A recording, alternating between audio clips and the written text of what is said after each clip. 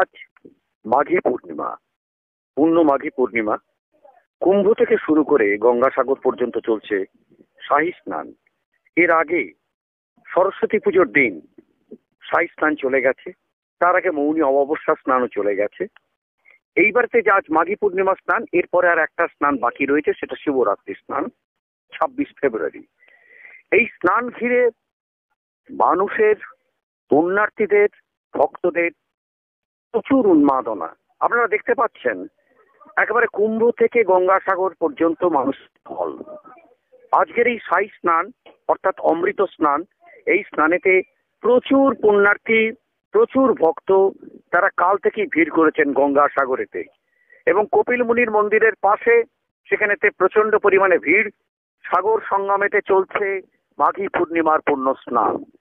এর আগে গঙ্গাসাগর যে মেলা হয়ে গিয়েছে, যেটা মকর সংক্রান্তি স্নান যেটা ছিল, সেই মকরের স্নান আমরা দেখেছি, আমরা দেখিয়েছি।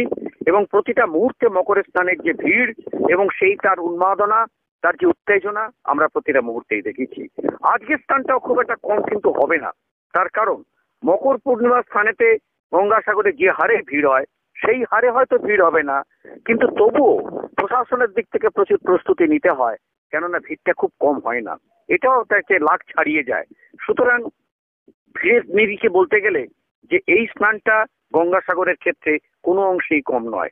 যদিও মকর সংক্রান্তি স্নানটা সেটা সারা বিশ্বে প্রচলিত, সারা বিশ্ব সেটা জানে যে গঙ্গাসাগরে মকর সংক্রান্তি স্নান কপিল মুনির পুণ্যভূমিতে স্নান। কিন্তু এই ব্যাপারটা, এই আজকের দিনে যে স্নানটা, যে বিশেষ শাহী স্নান, সেই স্নানটা কিন্তু প্রচুর লোক এবং পাশাপাশি জেলা সমস্ত থেকে একেবারে ট্রেন ভর্তি করে, বাসে ভর্তি করে এসে তাদের সমস্ত কিছু স্নান পান সেরে তারপর আবার তারা চলে যান। এর জন্য রীতিমতো ব্যবস্থাও নিতে হয় এবং জেলা প্রশাসন থেকে আরম্ভ করে স্থানীয় পঞ্চায়েত এবং রাজ্য প্রশাসন সবাই এই ব্যাপারটা নিয়ে তৎপরতা থাকে। এবং বিশেষ করে যে পুলিশ প্রশাসন, এবং সেই ক্ষেত্রে সুন্দরবন জেলা পুলিশের তরফ থেকে বিশেষ প্রস্তুতিও নেওয়া হয়েছে এবং সব রকম ব্যবস্থা তারা রেখেছেন।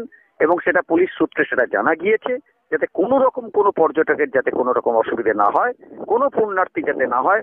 এবং তাদের জন্য দেখা যাচ্ছে সেই অস্থায়ী তাঁবুও সেও করা আছে, শৌচাগারের ব্যবস্থাও রয়েছে, তাদের জন্য পানীয় জলেরও ব্যবস্থা রয়েছে। কোনো দিকেই ত্রুটি নেই প্রশাসনিক তরফ থেকে। এখন পূর্ণ স্নান, মাঘী পূর্ণিমা স্নান, সবাই আসুন, সবাই আরো যারা ভক্তরা যারা আসছেন তারা স্নান সারছেন।